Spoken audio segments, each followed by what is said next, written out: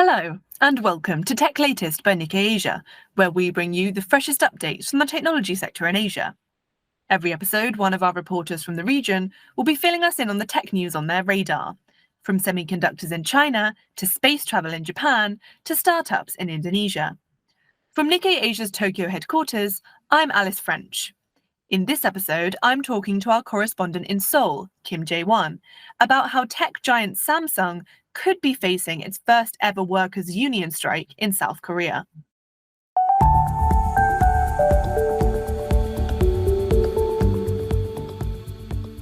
Hi, Jaewon. Thanks for joining me today. Thank you for having me. So we're here to talk about Samsung and what is shaping up to be the biggest union action that the tech conglomerate has ever seen in South Korea. And I understand that around 2,000 Samsung workers gathered at a rally in Hwasong last week. What exactly are they calling for then? I have covered Samsung for 8 years, but I've never seen before that so many employees gathered to protest. They focused on working conditions. They demand better wages, hefty bonuses, and more paid holidays. But they also want their voices to be heard, as they argue that the management exclude them in negotiations. I see. Okay, so there's quite a lot of demands that they've got. And for some listeners in other countries, I suppose this union action might seem pretty ordinary. It's not that unusual for workers to be demanding more from their employers. But this is such a big deal because if a strike were to go ahead, it would be the first one Samsung has ever seen, right? And the sheer number of workers involved means that the impact could be pretty huge. Yes, union actions and strikes are common in South Korea as well. But this is very unique in Samsung because the company had a no union policy for a long time until 4 years ago, when then Vice Chairman Lee Jae-yong officially gave it up. If unionists go on a strike, this would be the first ever one. Samsung employs more than 120,000 of people in the country, and over 20% of them are involved in the action. And most of the members are from the semiconductor division, which produces more than 40% of DRAM chips in the global market. Wow, okay, so this does have the potential to be quite disruptive then.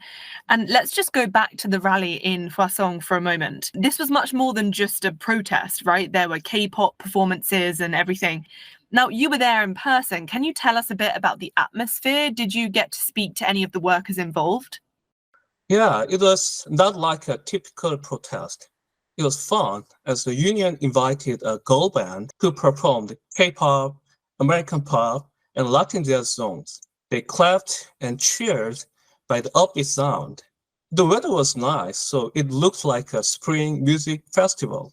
But of course, they had time to protest. They chanted slogans like "Stop suppressing union" and "Respect laborers." And a masked member made a speech criticizing the company for increasing the cap of board directors' wages by a double-digit number, but raising employees' base pay by just 2 or 3%. Another member from a Pyeongtaek semiconductor office told me that he was upset with the company's stubborn attitude. He said that the management does not listen to employees and crack down on labor activities. Okay, so it sounds like there's quite a lot of discontent amongst these workers. Now, let's just look a bit more broadly. What are you hearing about how a strike at Samsung, if it were to go ahead, would impact the company and, I suppose, the tech industry as a whole? Yeah, the union leaders understand the impact of their strike very well. Lee Hyun-guk, vice president of the National Samsung Electronics Union, said that the union does not want a strike because it can deal a blow to the company, the union, and even the country. But he did not rule out a chance for a strike, saying it depends on the management's attitude. What if 1 or 2 Samsung semiconductor fabs stop working? It can disrupt the global memory chip supply chain. As I mentioned, that the company produces almost half of DRAM chips in the global market. Samsung's influence in the Korean economy is huge as well. The company is the most valuable stock in the Korea exchange, accounting for 1/5 of the whole market cap. Samsung is also a symbol of South Korea's power in technology and manufacturing.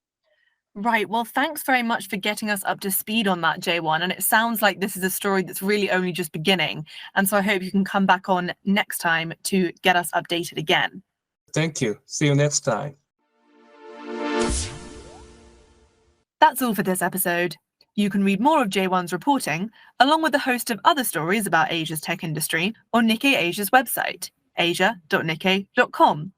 And if you like what you hear, why not subscribe to our weekly Tech Asia newsletter, which will be delivered to your inbox every Thursday. There's a link to sign up in the show notes. And whilst we've still got you, if you're enjoying Tech Latest and would like to support us, please do give us a follow on whichever podcast platform you use. We also really appreciate any reviews you can leave. Thank you for listening, and check back in next time for more updates on the tech trends that matter.